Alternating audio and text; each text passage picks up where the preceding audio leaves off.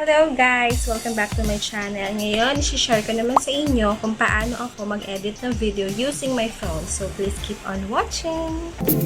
And today, I'm gonna show you my first course. Keep on watching! Thank you! 1, 2, 3, come on!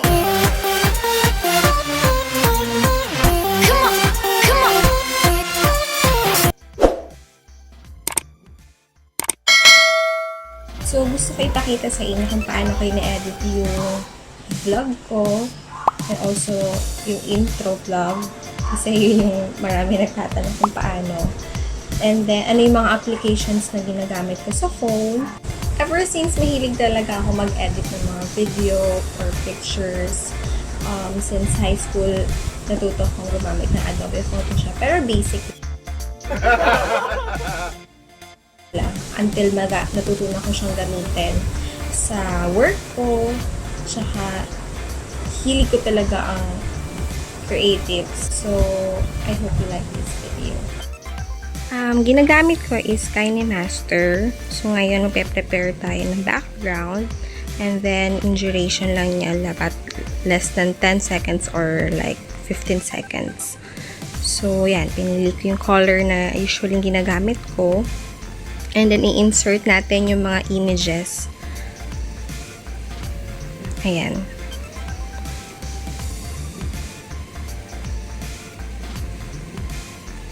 So, ang duration lang niya dapat like mga 1 second lang para matimingan natin siya doon sa transition niya.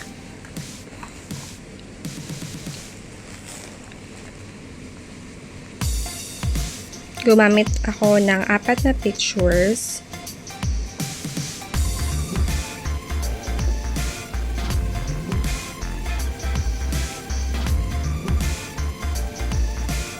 Yan, medyo mahirap lang siyang pindutin kasi maliit.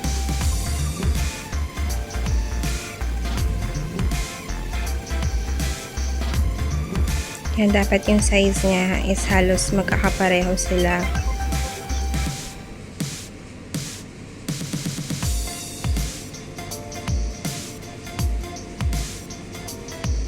Pwede naman din kayo gumamit na kahit anong pictures.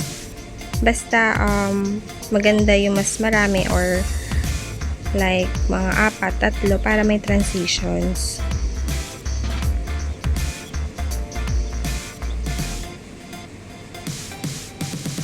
Ito yung pang-4 na picture.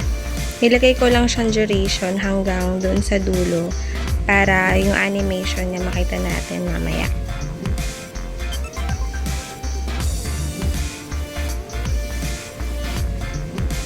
Yan, i-resize lang din natin siya.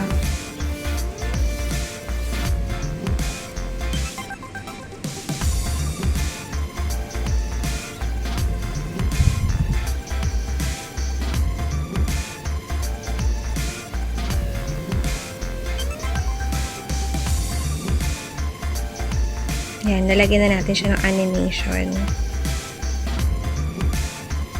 So, may mga points na pwede nyo siyang lagyan kung anong gusto nyong movements. Pero sa akin, nilagay ko like mga 4.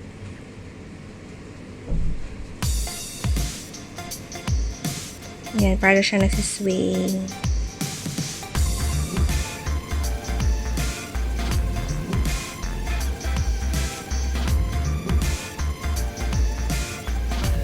Yan, depende kung gaano nyo kabilis yung animation niya. But this time is ine-edit ko pa yung seconds ng 3 pictures para mas mabilis at matimingan sa music.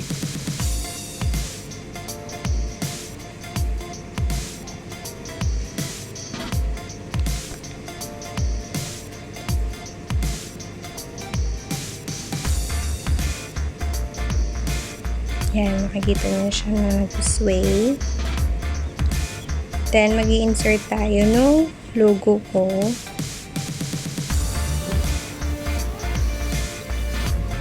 Nilalagyan din natin siya ng animation na pop. Then, yung speed niya is mabilis lang.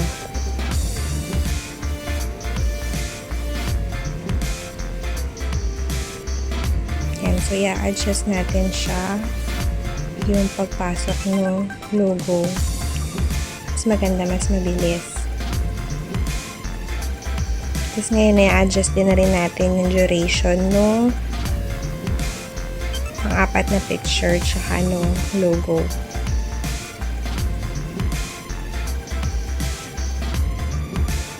Yan, then i-insert natin yung text.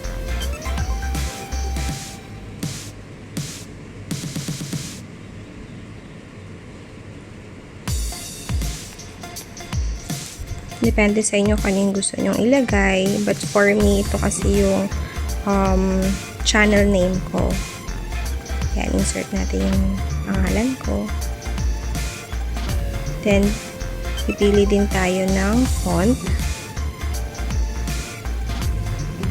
Yan. Tapos, medyo mislant ko siya. Then, lalagyan din natin siya ng animation or ng effects.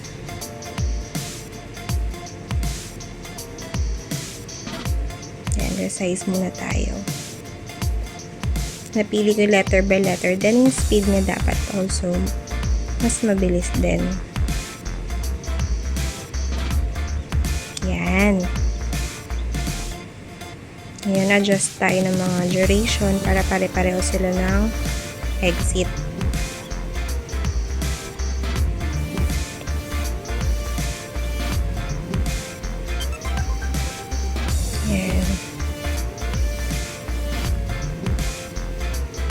Ngayon, maglalagay ako ng music. Hindi ko alam, hindi na-record yung music pero makikita niyo siya dun sa actual vlog ko.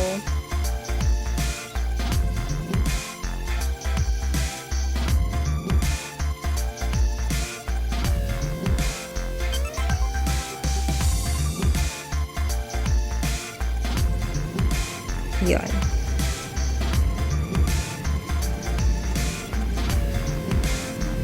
Napili ko to kasi parang sakto siya sa 1, 2, 3 dun sa transition ng pictures. By the way, yung music niya is pwede mo rin siya ma-download sa mismong Kaya Master for free. Yan. Isasakto natin yung music doon sa transition hanggang dun mag-end yung mga text.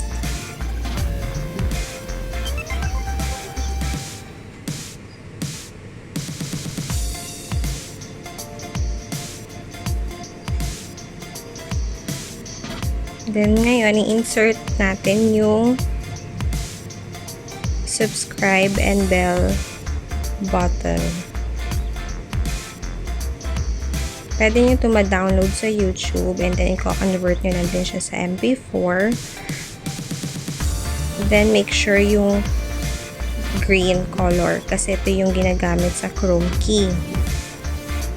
Yung Chrome key, ito yung makikita natin sa mga films na kapag nag-shoot sila para pag nag-edit na, pwedeng mapalitan yung settings ng background. Yan. Timingan lang natin siya. Then, punta tayo sa Chrome key, enable natin siya para mawala yung green color. Yan.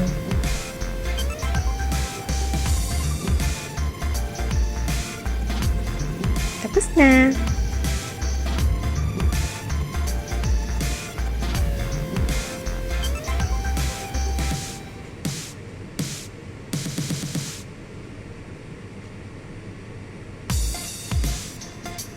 Now naman, ang ginagamit ko pang edit ng picture is yung background eraser para yung mismong cutout lang niya yung mag-a-appear doon sa picture at mabala yung background niya. So, hanap tayo ng picture na ginamit ko. Yan. Kakurap mo muna siya para onti na lang yung editing process. So, pipindutin natin yung magic. Yan. Pwede nyo din pindutin yung auto, pero mas maganda, yung manual, pero mas maganda yung magic kasi kapag yung background mo is solid color lang, mas madali.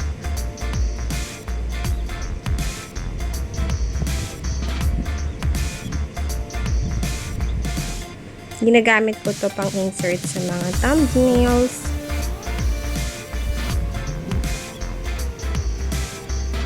Yan. Konti na lang siya. Okay lang kahit may maburang part kasi meron naman ding repair settings para maibalik mo yung original picture.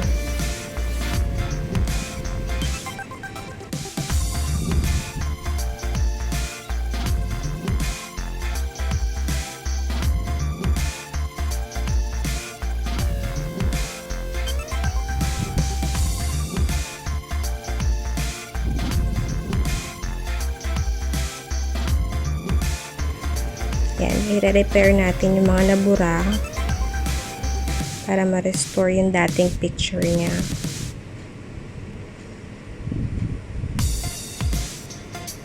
Ayan. Then, check mo lang din, baka meron ka pang gustong i-edit or may naiwan, like yung sa taas. Yan, i-edit pa natin yan. Pwede natin palitan yung background color if you want black or white. Para mas madaling makita kung ano yung pa yung dapat burahin. Yan. Linis na siya. So, save. Then, next is yung Pics art.